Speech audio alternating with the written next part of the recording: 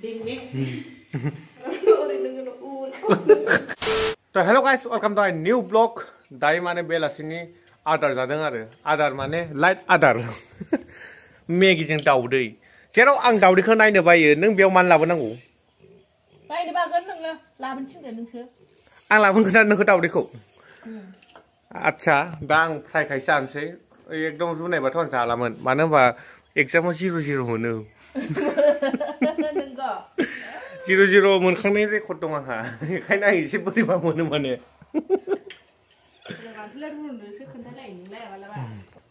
आं रुनायखौनो जाया। बोरो जायगाफ्रा आयु हगार जानायनि सम आंहा दा खावला खावलि गैया दै दिनै मोजां जा गावनि बाहागोखौ गाव जा। नोंना बुरजाथार होदों आं मेगिखौ होगोन नों होगोन यामी मेगि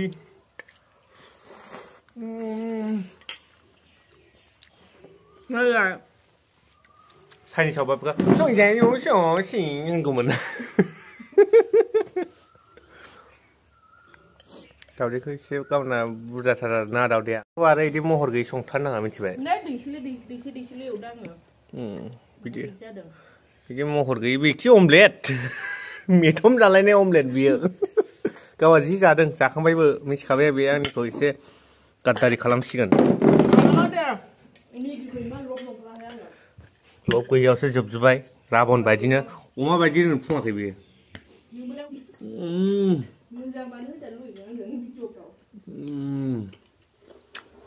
दाउदैखौ सोखाजोब्बाय आं मानो होनबा सिखावबो दंना जोंनाव गेजेराव। ए नोंखौ नेनांगौ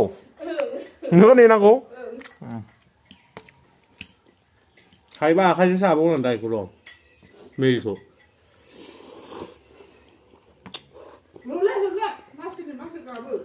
बिना फंबाया गाबदों बिरादनो गावखौल' जाथार नालाय नोंखौ जाना बोरै जानो इना फंबाया हनै माबाजोंसो जाला मा होनो बियो हाग्रासो जालाबाय दङ।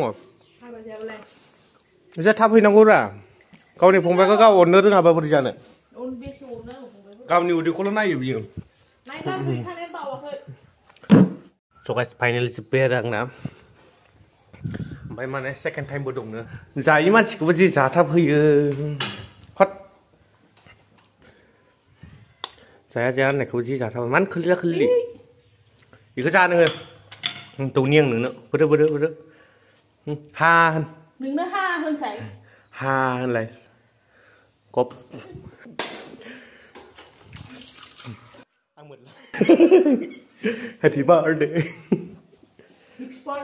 पिंकी बेलाय मा बाबानिसो बाबा नालाय मा स्पेशल रोङो माथो नोङो आंनिया बेल' ओमफ्राय आयु 2 hours later थ' गाइस मेगि जाखांनानै डाइरेक्ट मोनाखाबाय आरो नै ओमफ्राय दा बिब'आ मा ओंख्रि संदों मोनानि बेखौ नायनोसै आरो मा ओंख्रि संदों मानसिया अबेथिं मानसिया गैया माथो दहाय साननिसो अमा बेदरजों बेखौ मा होनोमोनलाय मा बिलाइमोनलाय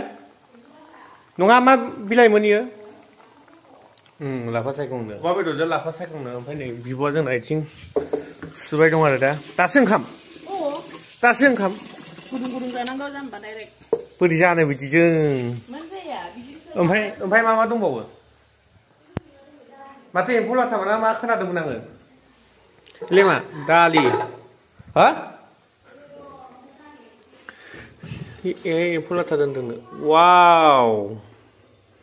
जानोलाय लुगैयो ओमफ्राय आङो माने जाबाथाय आंना एसे खर'आ गिदिंलाबायनायमोन आं जानो हाया बेखौ जानाय नामा मासे हा जानाय नामा मासे आं बेखौ खर'आसो बोरैबा मोनगोन नामाथाय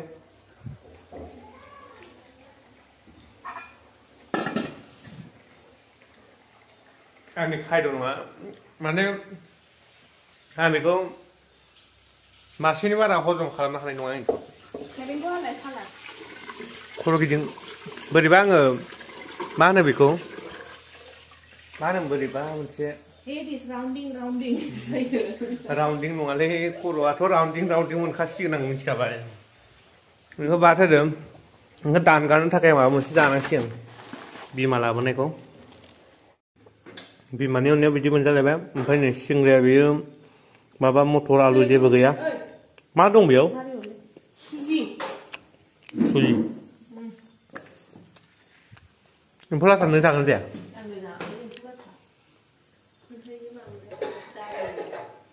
आं हाया माने ओंखायनो जाला आङो आंनि थाखाय अमा बेदरा दोनखादों आरो अमा बेदरखौ बे आं नङा आरो नोंसोरो एम्फौ लाथा जाखागोन नोंसोरो अमा बेदरखौ उरायलांजोबगोन थौ सौ उरायलांजोबगोन टिफिन सिफिन उरायलांजोबगोन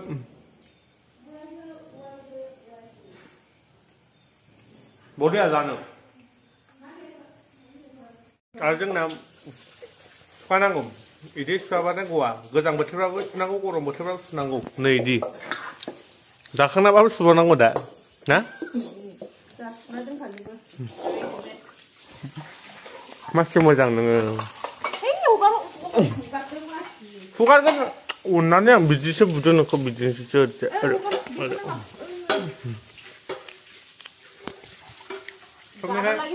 सबनाया गाज्रिसो होनबा जोंहा आब'आनो गाज्रिसिन खोमा दुनियाव होबायानोसै गावआ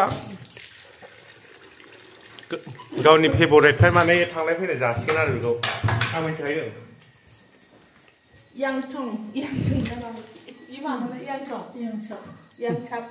आयो बियो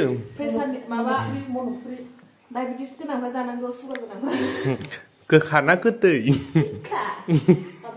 जोबोद गोखा फादुबै नों एसे साखिनायलाय बेखौ डायबिटिस गोनांफोरा जानांगौ आरो ना ओमफ्राय बेखौ हनांगौ आरो ओरै हग्रा बानायनो हायो रेडिमेड माने बेखौ डायबिटिस जानायफ्रा जानांगौ आरो सुगार गोनांफ्रा जानांगौ मा होनो बेखौ हामो होनदों ना मा होनो हामो सुगारफोरा नर्मेलाव थायो आरो जानांगौ आं दाख्लै एसे जानायदोंमोन ओमफ्राय गोखायालाय जोंनि बिथिं बांसिन जाया हाजोनि मानसिफोरा बांसिन जायो आरो अबाव बांसिन सोलियो नागालेण्ड ना मायाव नागायाव बांसिन जायो नागालेण्डफ्राव हा भिडिअफ्राव नुवा नोङो आसार बायदिसिना बानायनानै जाबावोसो नों बानायदो नों बेखौ बानायदो आसार बानायदो बेखौ यांसुकखौ स' नामखौ बारा मिथिया कनफार्म गैया जोंबो कनफार्म माने नागिरबानो मोनगोन आरो गुगोलाव भिडिअफ्राव नायबानो नुगोन मणिपुरिफोर जायो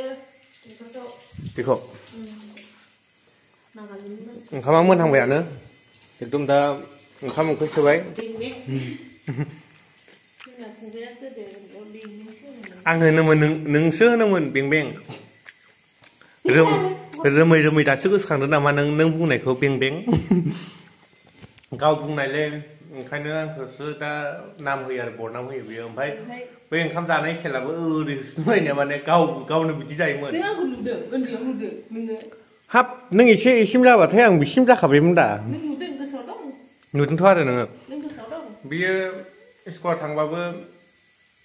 एसे उन्दैबाबोथ' आं गोसोआव दंना बियो आंखौ देरसिन नालाय थेवबो आं एसे देरबाय ओमफ्राय बेखौ मिथिबाय आरो एसे मिथिनाय बुजिनाय जाहांबायमोन होमबानो बेखौ माने नुदोंमोन स्कुलाव थांबा माने बेग सेग बावलाङोमोन बियो आं माला बावफेरनाय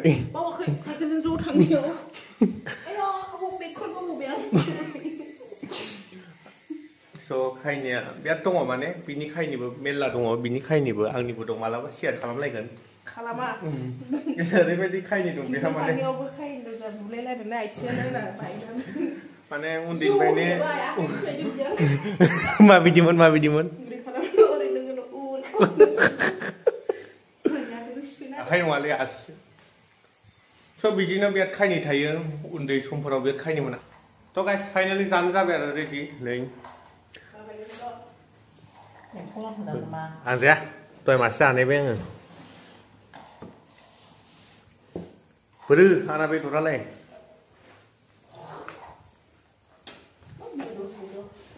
बेदर नों जाया बे आंनि स' गाइस जाखांबाय बिनि गेजेरावनो भिडिअखौ मोजां मोनोबा लाइक शेयार ओमफ्राय चेनेलखौ साबस्क्राइब खालामनो दाबाव नेक्स्ट ब्लगाव लोगो मोनसिगोन टाटा बाय बाय सी इउ